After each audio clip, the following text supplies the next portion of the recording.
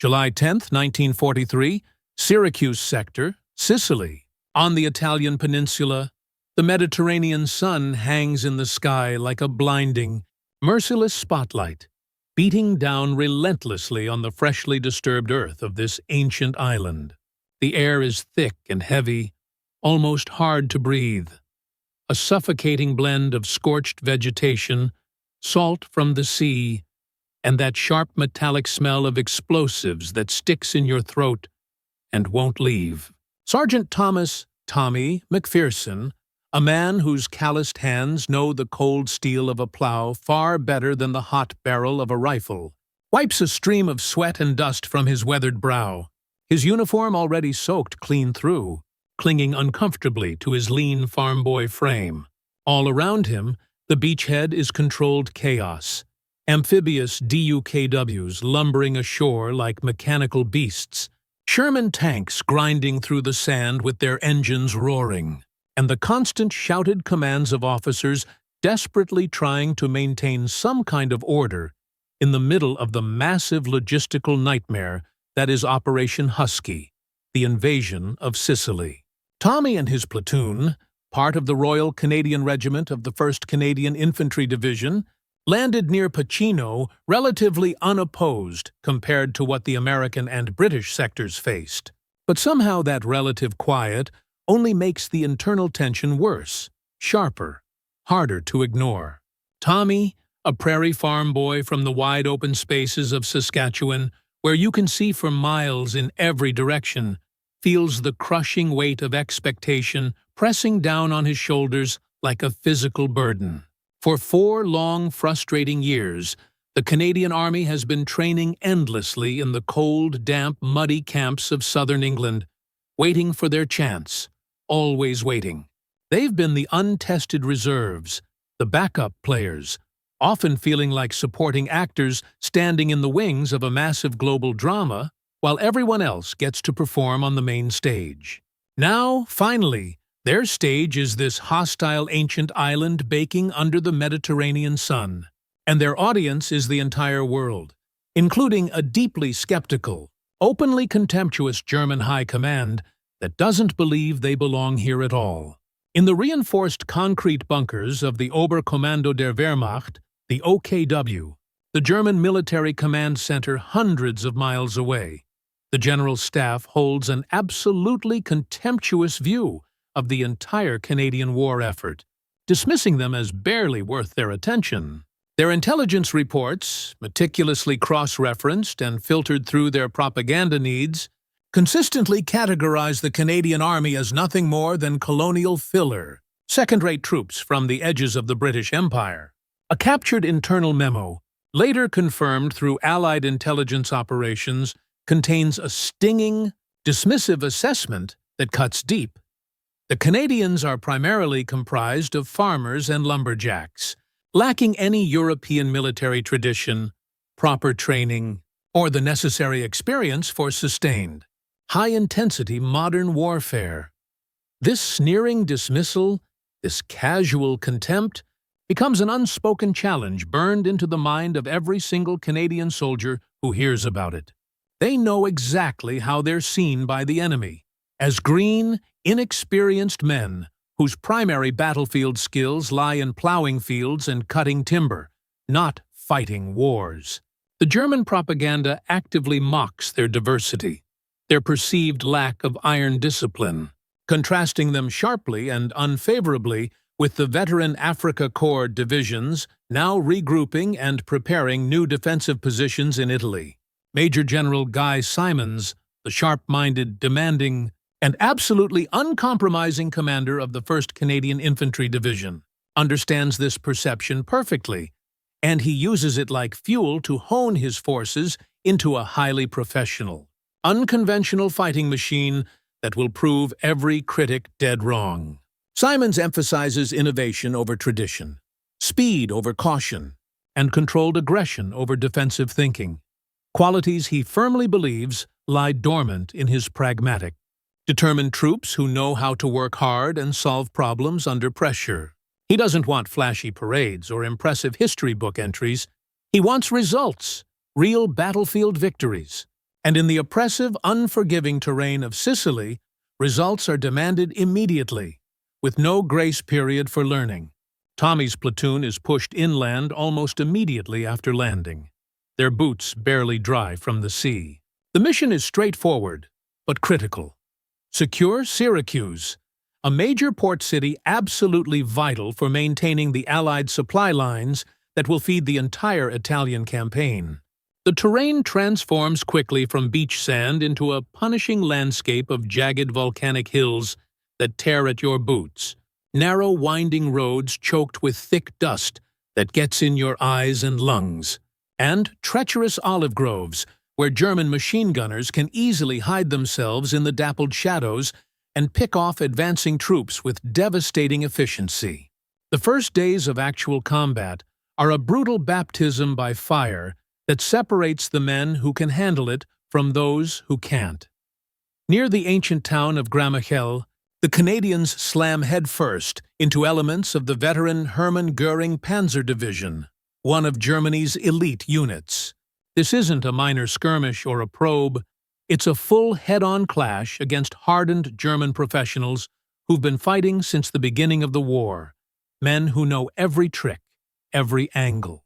The Canadians advance methodically, carefully, utilizing the excellent training in small unit tactics they've been drilling for years, training that suddenly matters more than anything else in the world. Their artillery support, commanded by the brilliant Brigadier H.O.D. Crerar, proves devastatingly accurate. Silencing German gun positions with precision fire they've perfected through countless training exercises that seemed pointless at the time, but now save lives. Tommy's squad finds themselves clearing a fortified farmhouse complex in vicious close quarters, fighting, going house to house, room to room, never knowing what's waiting around the next corner. The fighting is close, visceral, and terrifyingly fast. Everything happens in seconds. He watches a friend, a guy he trained with for 2 years, fall hard, hit by a burst of fire from a German MP-40 submachine gun. And Tommy feels a wave of icy, crystal-clear resolve wash over his fear. Pushing it down somewhere deep where he can't feel it anymore, he empties an entire clip from his Lee Enfield rifle. The heavy bolt action a familiar, almost comforting motion his hands know by pure muscle memory, driving back the entrenched German infantry and giving his squad the precious seconds they need to advance. They push forward through stubborn, professional resistance at Motta Sant'Anastasia, where the Germans have brilliantly positioned heavy machine guns to completely dominate the narrow valley leading toward the key city of Catania. It's here, in this grinding, exhausting fight, that the perceived farmer tenacity the Germans mocked starts paying real dividends. Unlike the rapid, sometimes overly aggressive and reckless advances of other Allied units that charge forward and then get cut to pieces, the Canadians demonstrate a relentless, grinding persistence that just won't stop. They move cautiously but constantly, clearing every fold in the ground, every patch of scrub brush, methodically neutralizing the enemy's strong points without taking unnecessary casualties that would cripple their offensive power. Within just days of hard fighting, the speed, competence, and sheer professionalism of the Canadian advance begins to turn heads within the Allied command structure, earning respect from British and American generals who expected much less. They capture Agira, a heavily fortified hilltop town that commands the surrounding valleys in a fierce, costly battle that lasts nearly 5 brutal days against absolutely determined German paratroopers who fight for every room, every stone wall. The Canadians don't retreat even when the casualties mount. They don't panic when counterattacks come crashing down on their positions. They systematically use their heavy 25-pounder field guns to reduce the German defenses to rubble before assaulting the shattered, smoking positions with fixed bayonets. Word begins filtering back to the German lines through prisoners, through radio intercepts, through the growing pile of German casualties. These aren't the raw, untrained recruits their propaganda promised would break and run at the first real resistance. These Canadians are disciplined, highly motivated, and most surprisingly to the stunned OKW analysts, they possess an incredibly effective, frighteningly accurate artillery arm that can drop shells exactly where they're needed. The sneering dismissal that characterized every German assessment begins to be replaced, slowly but unmistakably, by a cautious respect tinged with genuine disbelief and confusion. The Canadians have taken their first major strategic objective, securing Syracuse and its vital port facilities, locking down a critical piece of the Allied logistical puzzle. And now they're advancing steadily up the Italian mainland with surprising, almost shocking velocity that nobody predicted. But Sicily, as brutal as it was, turns out to be just the opening act, the warm-up. The true test of their supposedly untested status, a life-or-death challenge against Hitler's most formidable and carefully prepared defenses, is waiting for them on the blood-soaked Italian mainland, where the German scorn and contempt will slowly transform into something darker and more honest. Desperate fear. October 1943, along the Adriatic coast of eastern Italy, the Italian mainland proves to be a completely different beast from Sicily, a nightmare of a different kind entirely. It's a harsh land of brutal mountains that tear at supply lines, torrential autumn rains that turn everything to mud, and a defensive genius named Field Marshal Albert Kesselring, who commands all German forces in Italy with brilliant, methodical precision. Kesselring recognizes immediately the critical strategic importance of denying the Allies easy, rapid movement up the peninsula, and he begins constructing an elaborate series of interlocking, heavily fortified defensive belts specifically designed to bleed the Allied advance completely dry, making them pay in blood for every single mile. The Canadian Corps, now firmly established and proven on the eastern flank of the Allied advance, is moving steadily up the Adriatic coast, following a path that on the maps should be easier than fighting through the mountainous spine running down the center of the country. But Kesselring, with his engineer's mind and years of defensive experience, has transformed even this supposedly easier route into a waterlogged quagmire of death. The ground is completely sodden, saturated with water. The ancient stone villages that dot the landscape are transformed into concrete strongholds bristling with machine guns. And every single river crossing becomes a carefully prepared death trap covered by artillery and mortars. Sergeant McPherson, now a battle-hardened veteran of the brutal Sicilian campaign with real combat experience under his belt, feels the fundamental shift in the nature of the fighting they're facing. The quick, aggressive maneuvers and rapid advances of Sicily are replaced almost overnight by a cold, grinding war of attrition where gains are measured in yards, not miles. His unit, still proudly serving with the 1st Canadian Infantry Division, finds themselves battling not just the professional German soldiers, but the elements themselves, which seem determined to kill them just as surely as enemy bullets. The famous warm Italian sunshine that baked Sicily has given way to persistent, bone-chilling cold rain that never seems to stop, turning the narrow roads into thick, gluey mud that immobilizes their universal carriers and bogs down even the powerful Sherman tanks until they're useless, stuck fast. The German High Command's contempt and scorn, though significantly diminished by the impressive Canadian performance in Sicily, still lingers like a bad smell in their assessments. German field commanders receive clear orders to give ground slowly and grudgingly, forcing the Allies to expend enormous resources and precious lives for every single kilometer of advance. Deep down, they still believe the Canadians, being relatively new to this kind of sustained, heavy, grinding combat that goes on for weeks and months, will eventually break under the relentless strain like a rope pulled too tight. Their fundamental assessment is about to be put to the ultimate test at the Sangro River, a critical crossing point that Kesselring has personally transformed into an absolute masterpiece of defensive engineering that should be impossible to breach. The river itself, swollen dangerously high by the autumn downpours, is a raging brown torrent of freezing water. On the far north bank, The veteran soldiers of the German 76th Panzer Corps have established perfectly positioned machine gun nests, carefully sighted mortar positions, and artillery observation posts with a perfect, unobstructed, deadly view of every single approach the Canadians might use. Every route forward is densely mined with anti-personnel and anti-tank mines, and covered by carefully calculated interlocking fields of fire that leave no safe ground anywhere. The Canadian offensive to cross the Sangro begins in late November 1943, and it's pure hell from the very first minute.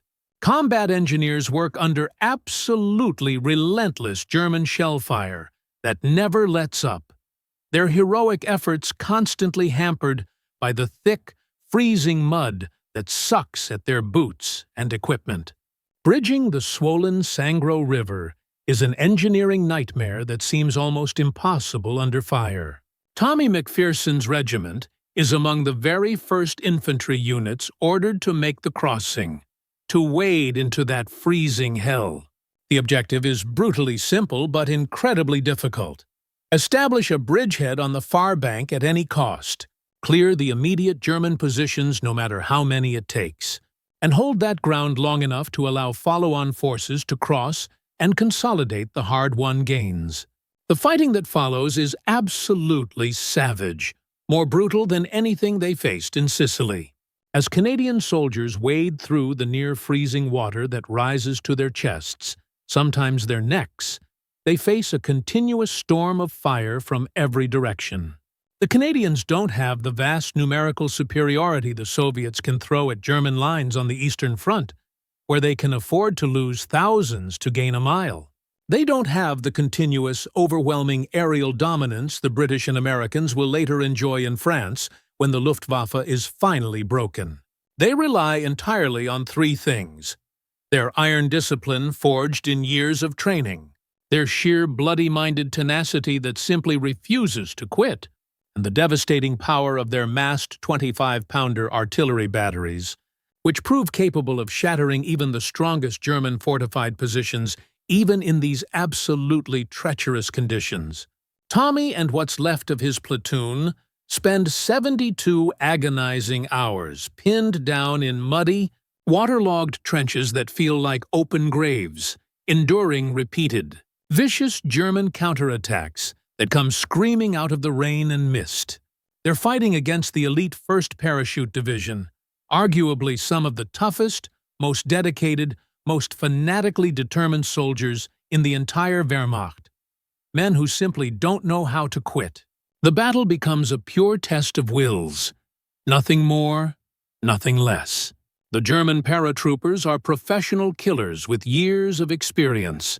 The Canadians are former farmers and lumberjacks who have been soldiers for maybe 2 years, but they simply, absolutely refuse to yield a single inch of ground they've won at such terrible cost. And somehow, impossibly, the Canadians hold their ground. They stabilize the bridgehead through sheer force of will, pushing the shocked German defenders back from the critical riverbank and securing the crossing against all odds. The cost is terrible, almost unbearable. The casualty lists are long and filled with familiar names. But the result is undeniable and changes everything. The first, Canadian Corps has cracked wide open one of Kesselring's main defensive lines, a significant, stunning victory that forces the German commander to completely reassess his assumptions and realize with growing concern that he's dealing with a military force of unexpected quality, professionalism, and frightening fortitude. The successful crossing of the Sangro River becomes the absolute turning point in the German High Command's perception of Canadian forces. The dismissive, contemptuous tone that characterized every previous assessment vanishes completely and permanently from their battle reports and intelligence summaries. The farmers and lumberjacks have proven beyond any shadow of doubt that they can fight and win a sustained, defensive shattering battle against Germany's elite forces in the most miserable, soul-crushing conditions imaginable. The Canadians have earned their bloody stripes in the mud and freezing water of the Sangro. Now, having proven themselves beyond question, they're pointed toward the next, even more formidable challenge waiting ahead: the supposedly impregnable defenses of the Gustav Line, and a destiny that will lead them directly toward the ultimate prize of Rome itself. May 1944, the Liri Valley in central Italy, Kesselring's masterpiece defensive system, the Gustav Line, stretches across the entire Italian peninsula like a jagged, infected scar, anchored firmly by the formidable, towering heights of Monte Cassino with its famous monastery. This line has held the bulk of the Allied armies, including seasoned American, British, and French divisions, completely stopped cold for long, bloody months, inflicting absolutely horrific losses on every unit that tried to break through.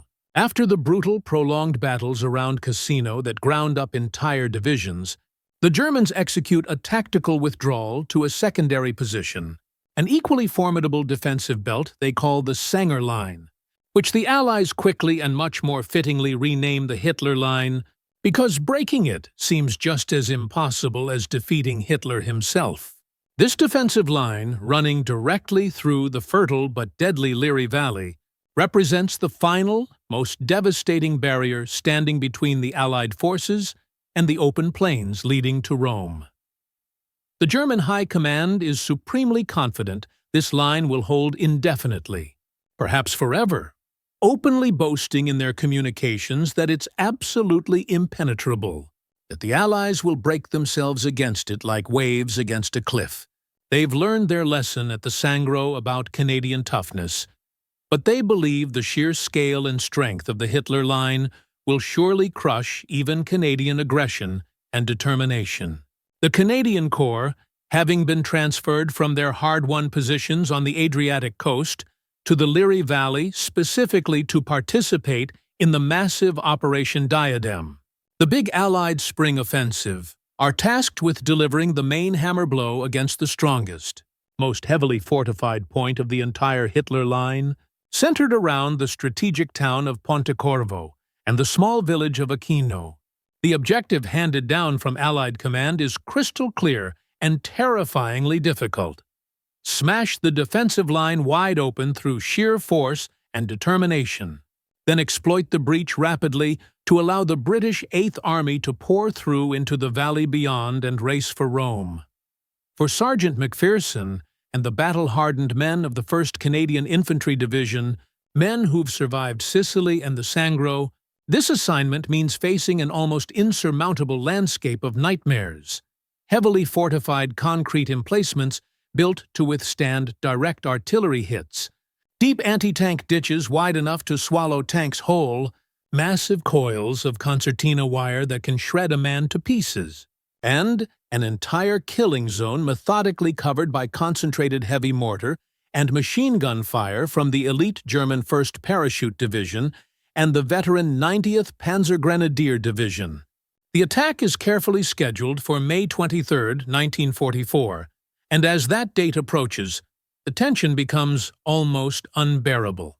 The air is charged with nervous energy you can almost taste, and the low rumble of over 1,000 Allied artillery guns preparing for the massive bombardment shakes the ground continuously.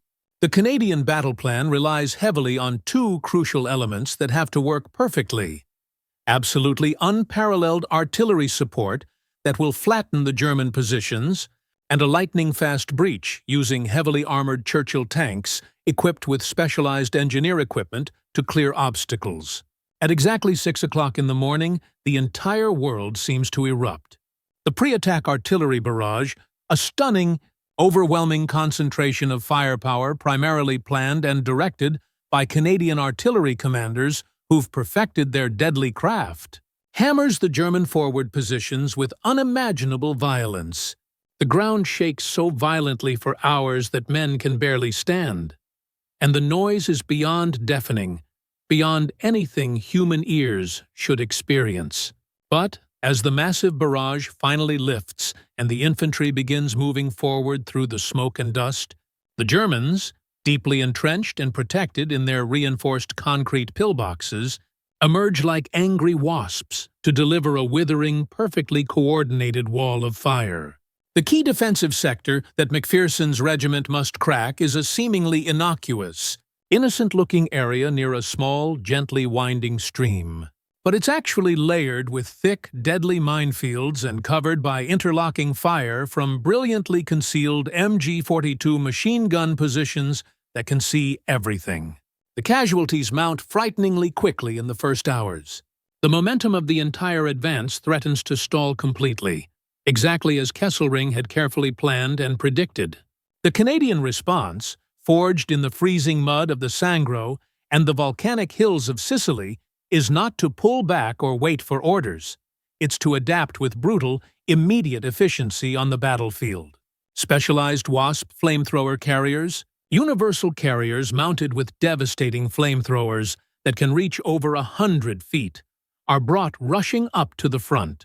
Their terrifying jets of liquid fire silencing stubborn concrete pillboxes that resist even direct artillery hits. Infantry squads, often led by veteran non-commissioned officers like McPherson who know exactly what needs to be done, press forward relentlessly, using smoke grenades to mask their movements, crawling painfully through the wire with their faces pressed to the earth, and utilizing Bangalore torpedoes, long explosive charges, to blast paths through the dense minefields.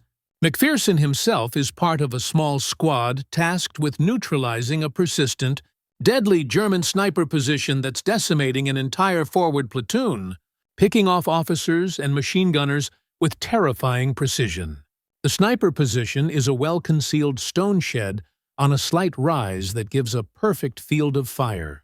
Instead of waiting for heavy artillery support that might take hours to coordinate, McPherson and two other corporals make an immediate decision. They circle wide, traversing a shallow, muddy vineyard while staying below the sight lines, and approach the shed from its blind side. They rush the position in a sudden, desperate sprint under a hail of enemy fire from secondary German positions that spot them moving, and the fight that follows is quick, savage, and deeply personal, ending with the Canadians using grenades and cold steel bayonets to eliminate the threat once and for all. The overall battle for the Hitler Line becomes a textbook masterpiece of combined arms warfare, a brilliant demonstration of how much the Canadian Corps has matured from the Green troops who landed at Pacino a year ago. Unlike earlier, more hesitant, less coordinated attempts by other Allied units against similar German defensive lines, the Canadians are absolutely relentless, never giving the Germans a moment to recover or reorganize. Their combat engineers perform absolute miracles under continuous heavy fire, bridging the main anti-tank ditch with fascines, massive bundles of logs, and earth-moving equipment operated by men who face death every second, allowing the 5th Canadian Armored Division's tanks to punch through the breach and exploit into the German rear. By the evening of May 24th, after 36 straight hours of continuous, brutal, exhausting combat without rest, something almost impossible has happened.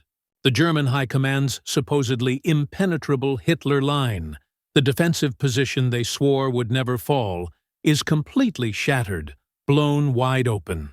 The Canadian Corps has smashed a massive hole through the strongest defensive position in all of Italy, finally breaking the stalemate and paving the way for the long-awaited breakout toward Rome.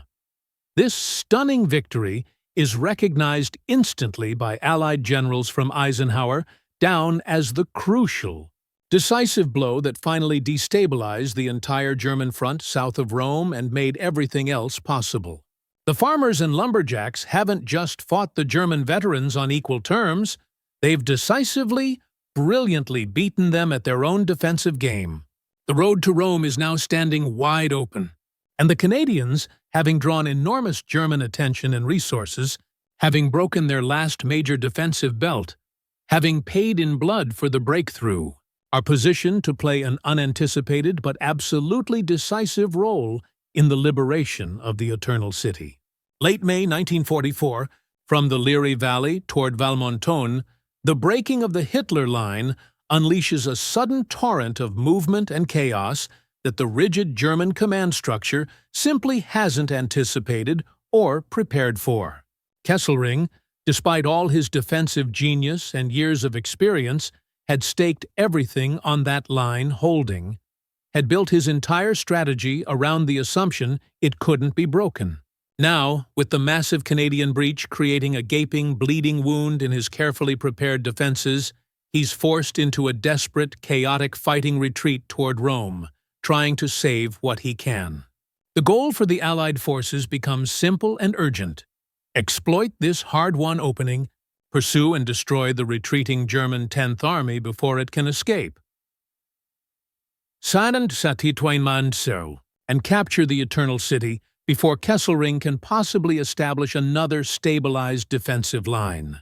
The Canadian Corps, still leading the central thrust and bearing the brunt of the hardest fighting, is now engaged in a completely different kind of warfare. A swift, mobile, aggressive pursuit where speed matters more than caution. For Sergeant McPherson and his company, men who've spent months in grinding trench warfare, the constant brutal positional fighting is suddenly replaced by rapid advances, brief but intense skirmishes at crossroads and bridges, and the strange, exhilarating feeling of seeing the supposedly invincible enemy in full panicked disarray. Their Sherman tanks, finally free from the sucking mud and able to move, roar down the main roads at full speed, meeting scattered pockets of fierce but increasingly disorganized German resistance. The most critical and completely unexpected development occurs off to the west of the Canadian advance. While the Canadians are battling their way past the shattered remnants of German defenses toward the key towns of Frosinone and Valmontone, the American Fifth Army, commanded by the ambitious General Mark Clark, is also driving north from their recently secured and hard-won Anzio beachhead, where they've been pinned for months.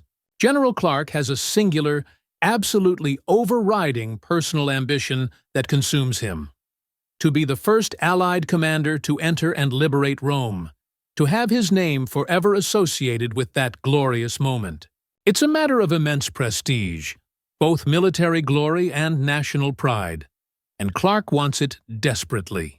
The original, carefully coordinated plan for Operation Diadem had called for the main Allied thrust, including the Canadians, to swing east and cut off the German 10th Army near Valmontone, trapping them against the mountains and destroying them completely.